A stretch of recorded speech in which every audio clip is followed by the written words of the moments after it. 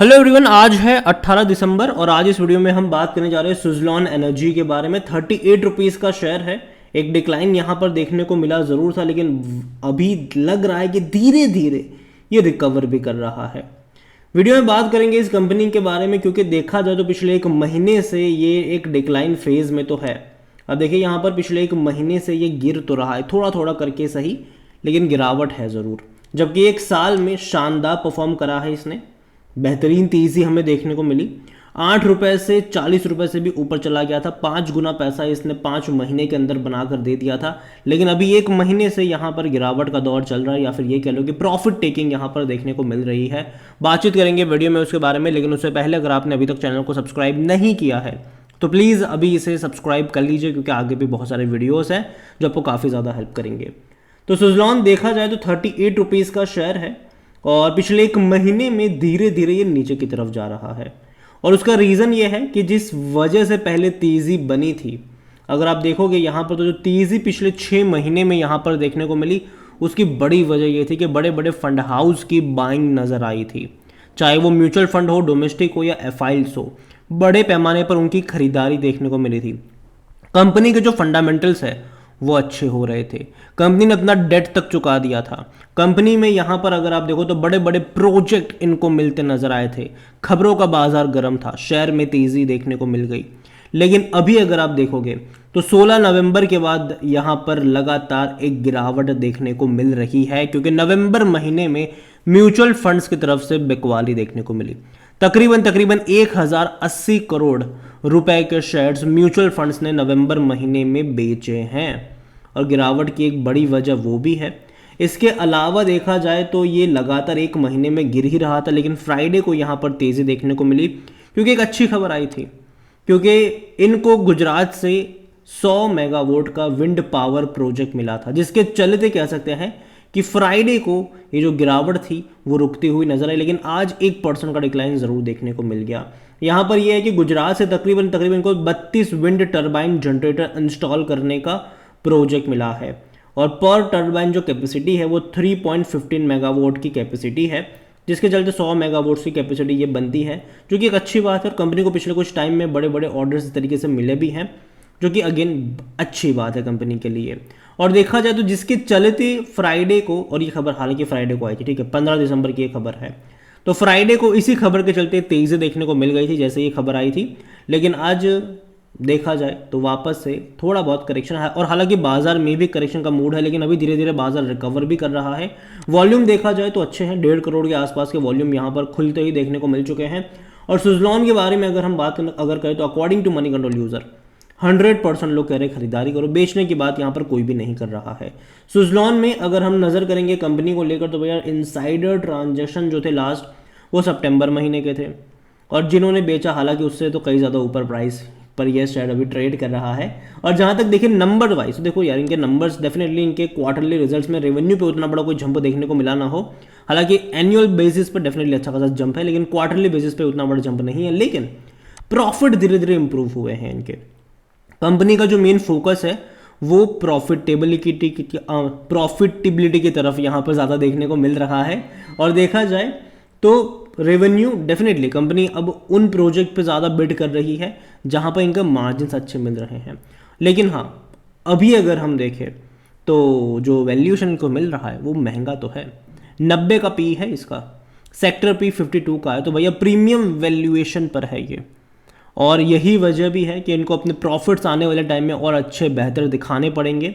अगर नहीं दिखा पाएंगे तो दिक्कत होगी इन्हें, क्योंकि देखो कंपनी को वैल्यूएशन तो अच्छा खासा मिल रहा है, ठीक है, तो उस तरीके के प्रॉफिट्स भी दिखाने पड़ेंगे। लेकिन 100% एनालिस्ट कहते हैं खरीदारी करो। शेयर होल्डिंग को लेकर अगर हम देखें तो जो प्रमोटर है उनके पास 13.29% की होल्डिंग है। प्रमोटर की पहले भाई साहब बहुत सारी होल्डिंग गिरवी थी, 80% का शेयर प्रमोटर का पहले गिरवी था, लेकिन प्रमोटर ने अपने सारे के सारे गिरवी रखे हुए शेयर्स को छुड़ा लिया गया है। और जब प्रमोटर से पूछा गया था कि आने वाले टाइम में क्या वो अपनी शेयर होल्डिंग बढ़ाने वाले हैं, तो हालांकि उन्होंने कहा है कि अभी तक उनका ऐसा कोई प्लान नहीं है, फ्यूचर की बात फ्यूचर में देखेंगे। लेकिन देखा जाए तो जिस चीज़ के चलते बहुत बड़ी तेज़ी यहाँ पर आई थी, जो म्यूचुअल फंड की होल्डिंग 0.08% की थी, वो अगस्त में बढ़ के 4.98% पर आ गई। लेकिन सितंबर में यहाँ पर म्यूचुअल फंड ने थोड़ी सी क्वांटिटी बेची, 4.70 पर आ गए। दिसंबर में और क्वांटिटी म्यूचुअल फंड्स की तरफ से बेची गई है, और शायद तब देखना होगा कि कितनी क्वांटिटी रह जाती है। लेकिन हाँ, अगर म्यूचुअल फंड ने बेचा है तो सामने किसी ना किसी ने खरीदा होगा यहाँ पर, ठीक है।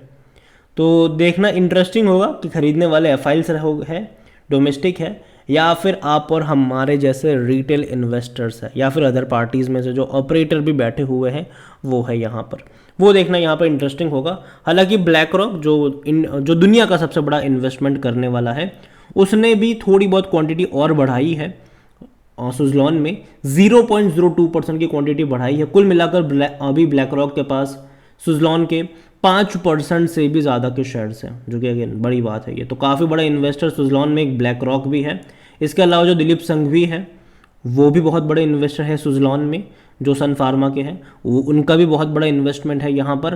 और हालांकि बीच में एक छोटा सा पैनिक भी इसके चलते देखने को मिला था जब उन्होंने इनके साथ कॉन्ट्रैक्ट कैंसिल करा था। तो देखना होगा कि वो अपनी होल्डिंग कंटिन्यू कर पाएंगे कि नहीं। लेकिन हाँ, साथ में उन्होंने ये भी कहा था कि भैया वो अपनी होल्डिंग कंटिन्यू करेंगे। ये मैनेजमेंट की तरफ से बात आई थी सुजलॉन के कि वो बेचेंगे नहीं, वो अपनी होल्डिंग को कंटिन्यू ही करने वाले हैं, उसका इनके ऊपर कोई असर नहीं पड़ेगा, ये उन्होंने कहा था।